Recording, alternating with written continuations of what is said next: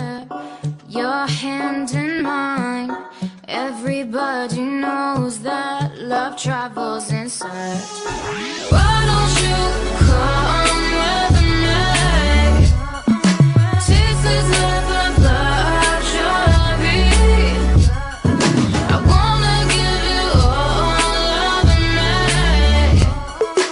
given to my revelry. Why don't you come? I'd like to give you a little bit of information about the format of the debate tonight and to introduce a few people as well. Before we begin, I would like to remind everybody to put your telephone on silent so that they do not ring during the debate. In addition, we would like to ask please no talking during the debate. The debate can be very stressful for people and we want to give our full attention to them.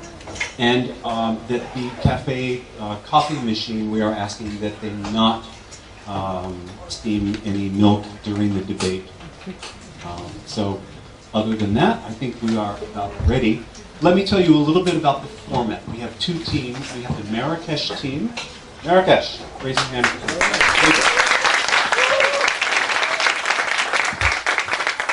And we have the Fez team. And we have two judges from ALC El Jadida, our director there, Fabiola, please help me again. Fabulous Fabiola. Fabulous Fabiola. And from ALC Tetuan, we have Steve Nix. I will be the timer, and I'd like to tell you about the timing actually, because it's rather intricate. The opening team is called the proposition team, and they will be, one speaker from the proposition team will be speaking for 4 minutes. After that, the opposition team will have another 4-minute period to speak. Between the proposition and the opposition is a 1-minute preparation period. It's the role of the timer to clarify the 4-minute period and the 1-minute period to begin and to end each speech. Then we will repeat. There will be a second proposition and opposition, and a third. So each speaker will have one opportunity to speak.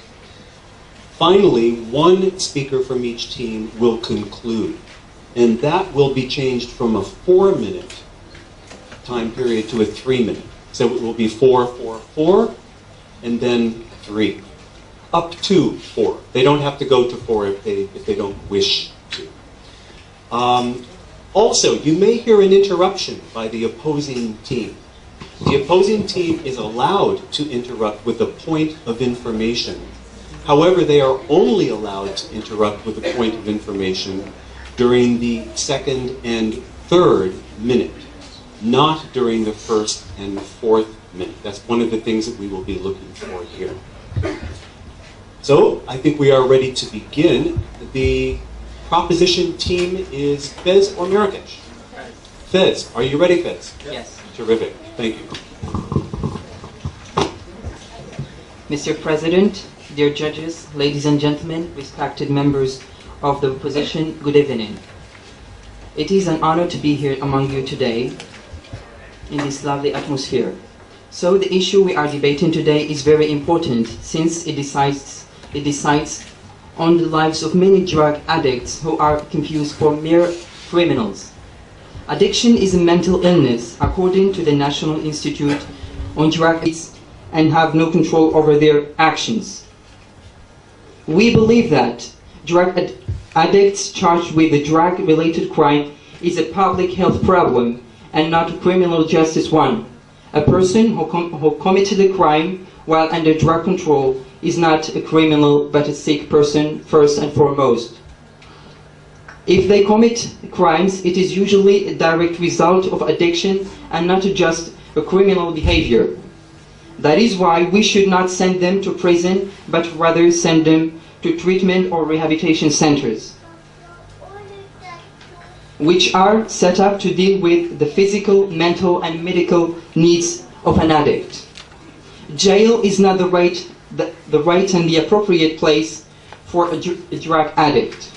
Prisons have neither the money nor the resources or systems in place to treat drug addiction. Prisons are for punishment and not for rehabilitation. Without rehab, they will end up back in prison very quickly. According to the National Institute on Drug Abuse again, there is more probability of drug relapse after prison more than after rehabilitation. The NIDA report released last year cited a remarkable statistics. A drug addict who received no treatment in jail are 7 times likely to become re-addicted, and 3 times likely to end up in prison again. Moreover, someone rehabilitated from addiction to drugs can later on become a productive member of society.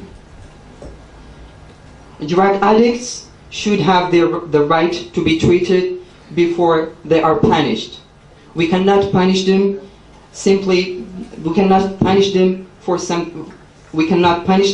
as if they were criminals, real criminals, and for something they were not conscious of.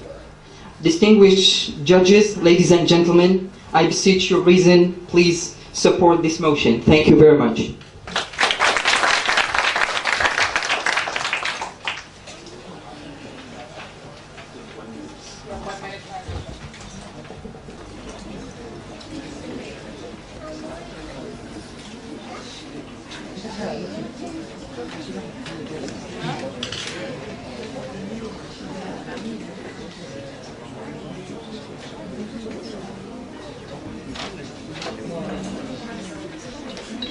Happy to be with you here today to debate this interesting topic chosen by the jury, which is the Moroccan government sent drug addicts charged with a drug-related crime to a treatment facility rather than prison. The Moroccan government is going to follow this policy called drug criminalization, which means criminals who are drug addicts and commit crimes are going to be sent to a healthcare center rather than correctional facility. However, we, the negative team, believes that the Moroccan government should not send drug addicts charged with drug-related crime to a treatment facility rather than prison for many reasons that we will cover and explore in this debate. Today, as the first speaker, Mohsin, will tackle the issue of drug treatment expenses in the health field in Morocco. Our second speaker, Salma, will discuss the criminalization of drug addicts and fear as motivation. Our third speaker, Samad, will rebut and sum up our team case. But before I come to my own arguments, let me first have a look at what the first speaker just said. His arguments were based on that. I agree with him when he said that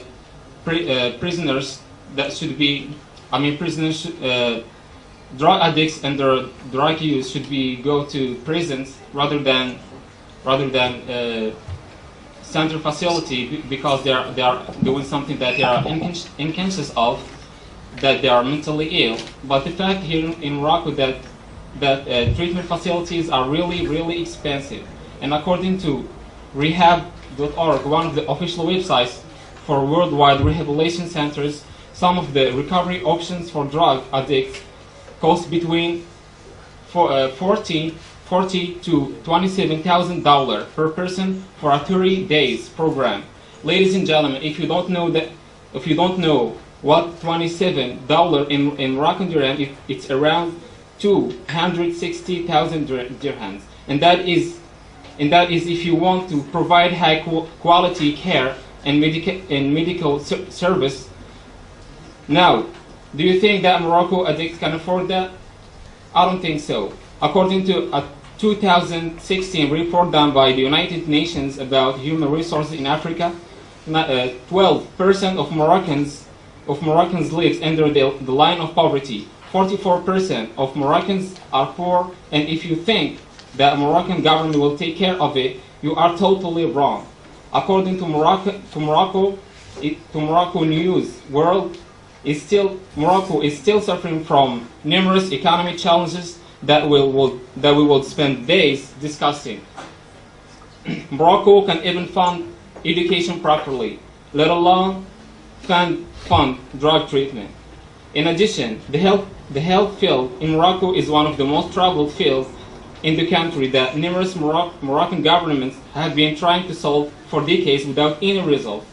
According to a number of resources such as study called the Moroccan Country Case Study developed by Dr. Hassan Semlali, the Moroccan health field faces so many difficulties, such as difficulty accessing health care for poor people, lacking of policy to develop human resources, lack of infrastructures, and so on.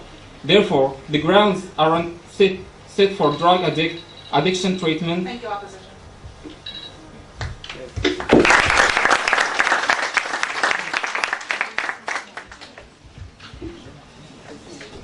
For their respective possessions.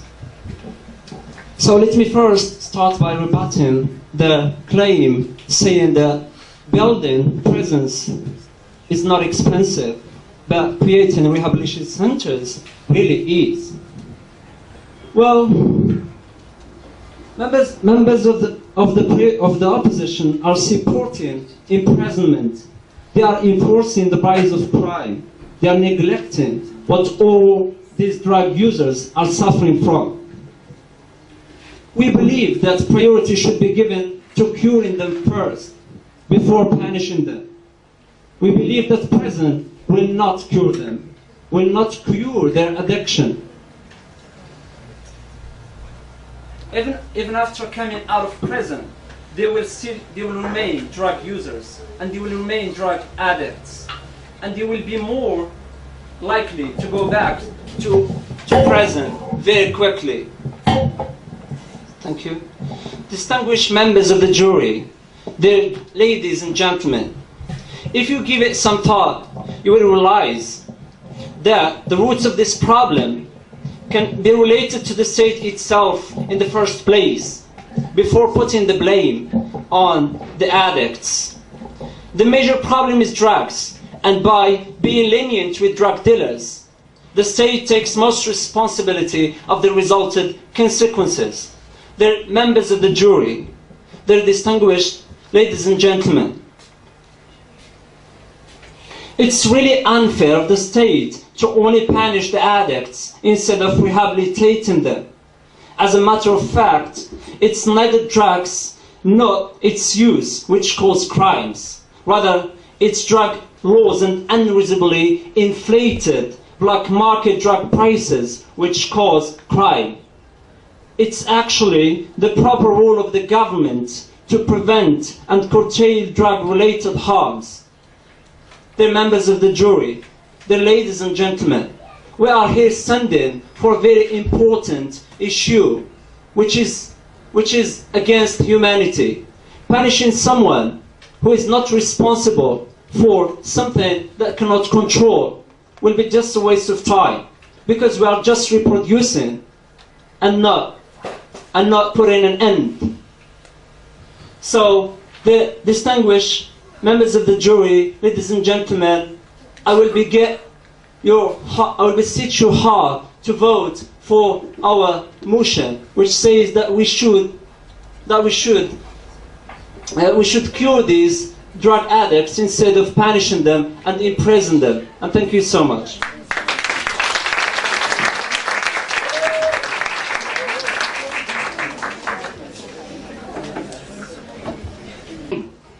Let's move that you claim that the treatment succeed. I will give you a concrete example of Great Britain. So Great Britain considered the treatment and it miserably failed. Why? You would ask yourself why the program has failed. First, according to British Medical Journal, many of the addicts were still involved in criminal activity after finishing the program. So there is no rehab, no results. And here's another thing. Drugs addicts that were in the program had a death rate 26 times higher than the addicts in prison. I'll give you another example. Netherlands and Switzerland. They consider the program and they admit that's it. It's a complete failure. So I want you to ask yourself, what makes you think that it would work in Morocco? You point out that we can make like active members. We can do that in prison as well. Have you ever heard of rehab and programs that are being considered in prison and give them opportunity to work and be reintegrated in society after getting out of prison? They point out that we need a lot of money building prisons. I want to answer that we already have prisons and we don't need ones. So we will need money, a lot of money, to build those centers. And I would like to mention that the root of problem is not this prisons itself, but it's it's the use of drugs should be restricted. We should limit the use of drugs, and it's not the prison itself. And talking about humanity, I would like to say that it's a choice. You choose in the first place to consume that drug. Nobody pushed you to do so. You have to assume what you did. And those criminals, they affect a whole society. They're not affecting only themselves. We have to put them away from society. They become aggressive. They become aggressive, and they can influence other younger people, and they can turn to drugs addicts as well. Ladies and gentlemen, thank you all. I want you to support our position because it's more rational than what the affirmative team is pretending. Thank you.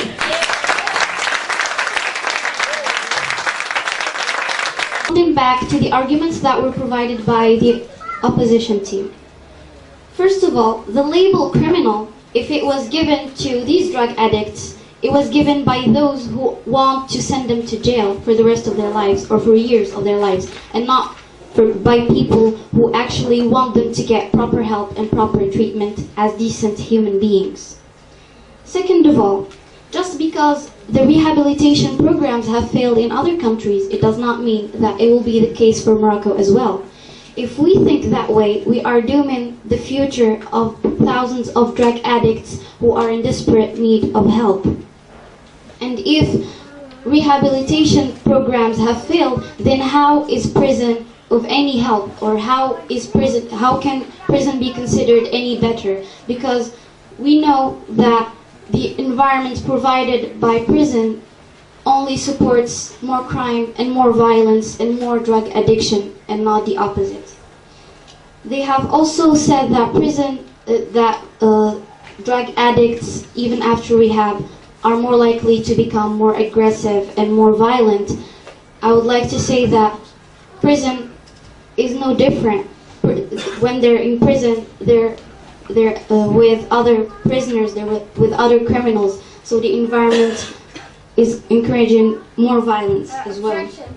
Please, over the past 3 decades... Can you give us the source, because we give the source, why is it the treatment didn't work after getting the rehab?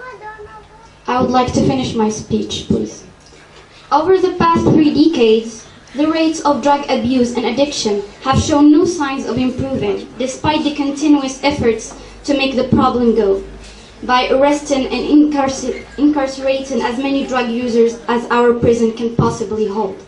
It is time to finally admit that drug use cannot be controlled by punishment, and that the best way to reduce both drug addiction and the crime associated with this activity is to provide treatment for all those who need it. It is true that providing rehabilitation services could cost a lot of money, but studies have now shown that trying to solve the problem of addiction by relying on the prison system to take care of things already costs a lot. And the fact that this approach is completely ineffective should make the final decision about which way to go. This is according to the American Civil Liberty Union.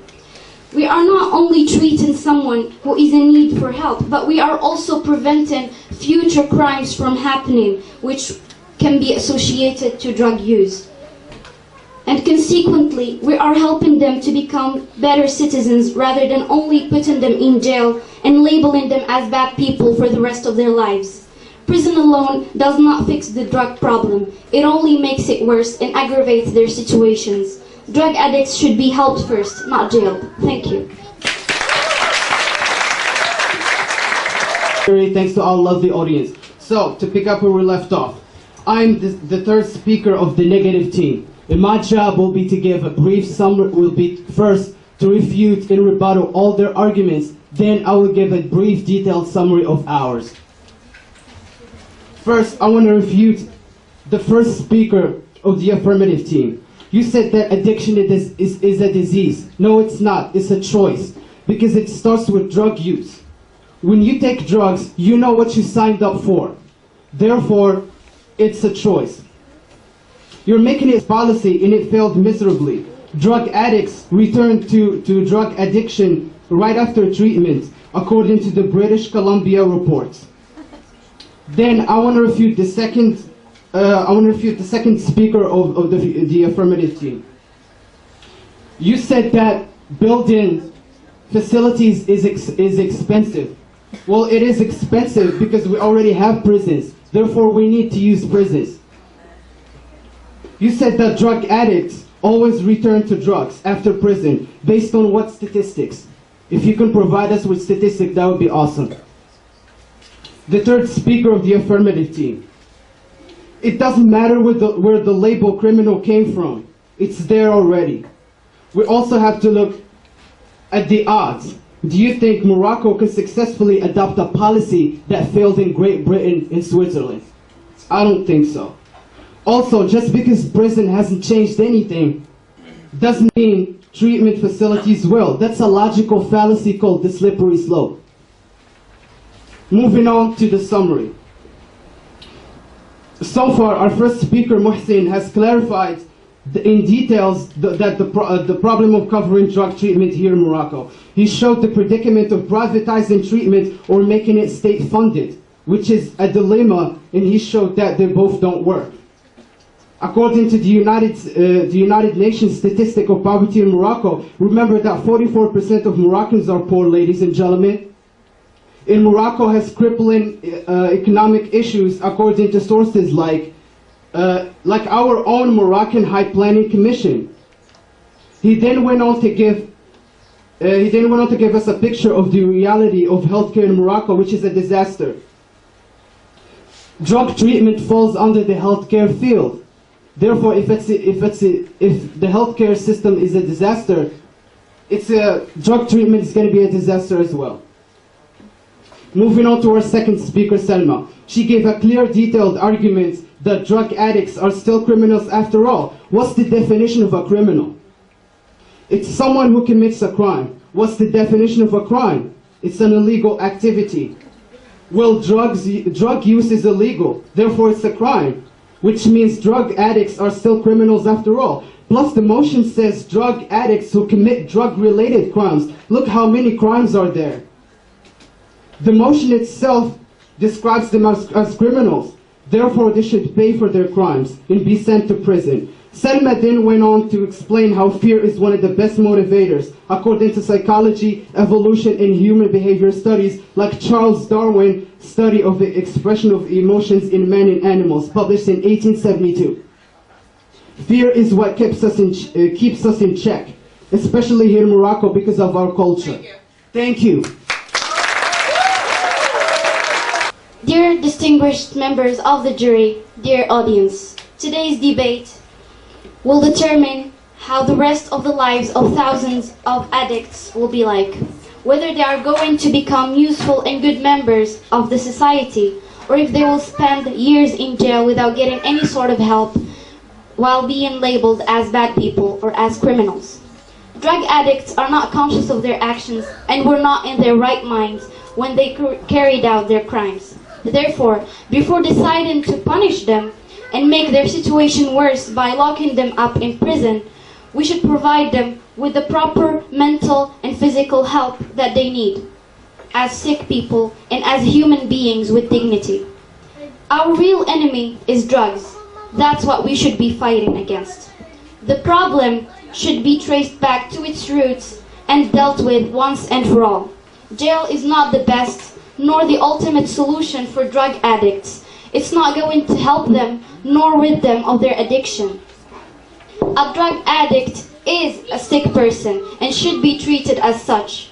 A drug offender could be just an addict, not a criminal, but after locking them up for years, they could come out involved in crimes such as stealing, drug dealing, etc.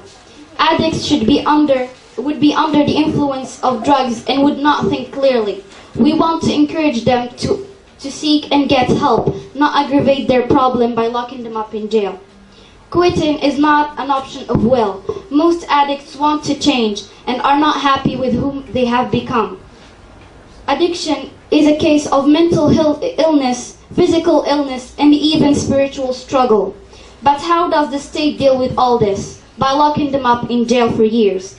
They need to get help through therapy, counseling, exercise, sleep, healthy diets, etc. and not a 2 meters square jail cell. Drug addiction is more of a psychological problem, and the prison is not the appropriate place for drug addicts because when they are released, they would not have been properly coached or rehabilitated, which means that the main problem or cause of the crime has not been dealt with properly. It becomes like an empty circle. Thank you.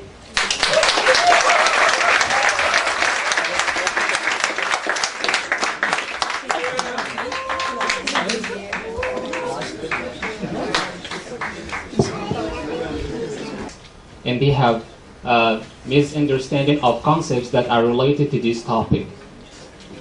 Therefore, they don't give resources of their arguments and statistics. And they keep saying that scientists say and psychologists say, and nobody here knows who are the scientists, who are the psychologists, we don't have any background of it. They don't realize that drug addiction is a choice and not disease, because addiction or because addictions is it because it's centered most on people but not drug itself. Morocco can adopt a policy that Britain has adopted because we are so different in terms of economy and in terms of budget as well. And Morocco is incapable to fund these center facilities according to their budgets. With that being said, most of their arguments were illogic fallacies to empty arguments, and that they have like lack of evidence and statistics. And as far as I know, that the last speaker or the reply speaker must not include new arguments in their speech. We hear it. Our arguments were clear, accurate, and well supported. We extracted our argument and statistics from credible resources, especially some Moroccan resources like the Moroccan Prison Observatory. And Moroccan resources are relevant to the motion as well. If you double check any of our pieces of evidence, studies, and percentage, you will come to find out it's all checks out. And here, credible resources mean credible evidence, and credible evidence mean credible arguments. Moreover, our arguments were organized and tied to a promise. As a result, our house still believe that the Moroccan government should not send drug addicts and that not send drug addicts.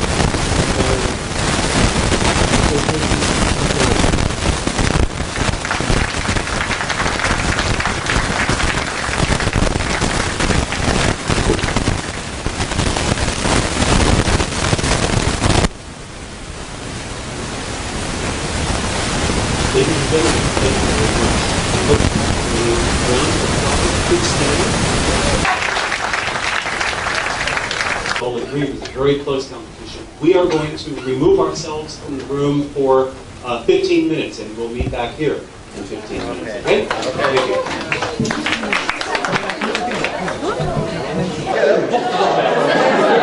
you.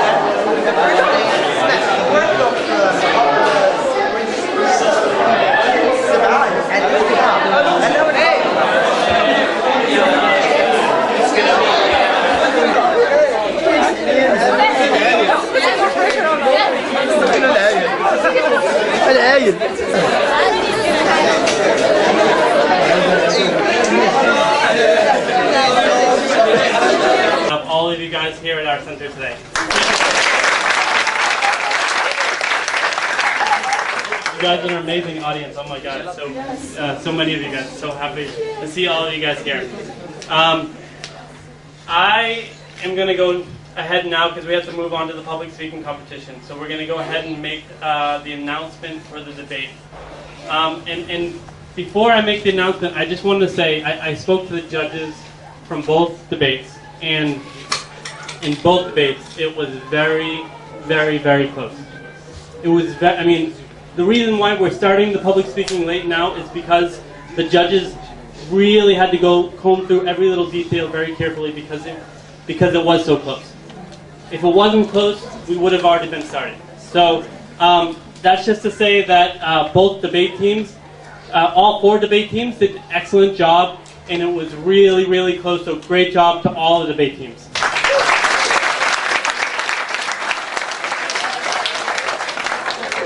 Conference room, room 6, over here, that was between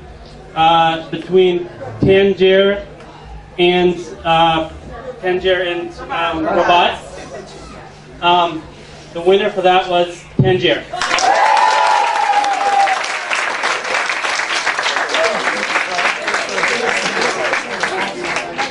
Congratulations, Tangier. And the second debate that was in here, between Fez and Marrakesh, the winner was Marrakesh.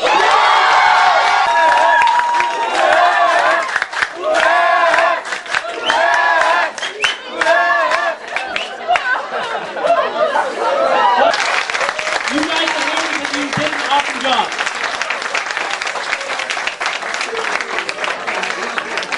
And I'm going to turn it over to Sarah, and we're going to get the public speaking started right now.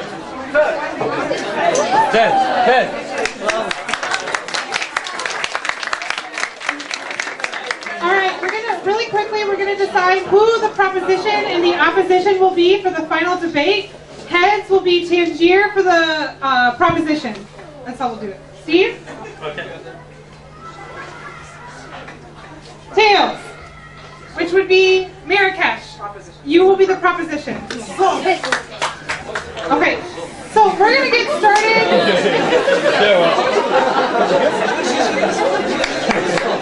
All right. So, quick announcement. That's so weird.